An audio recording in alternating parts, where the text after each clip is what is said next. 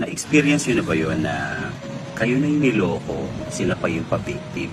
Yung sila yung unang gumawa ng kasalanan, tapos sa huli parang sila pa yung biktima. Sila pa yung may ganang magsalita ng mga sakit na salita, mga pagbibintang na alam mo, siya naman talaga yung gumawa.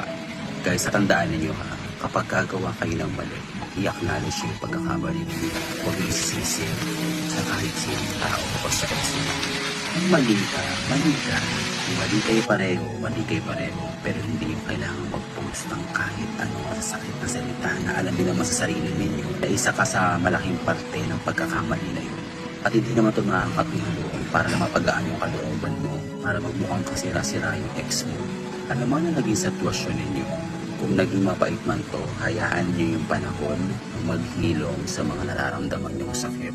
At hindi ito ikakalinis ng pagkatao ninyo para lang mapasama yung taong minsan minahal ninyo.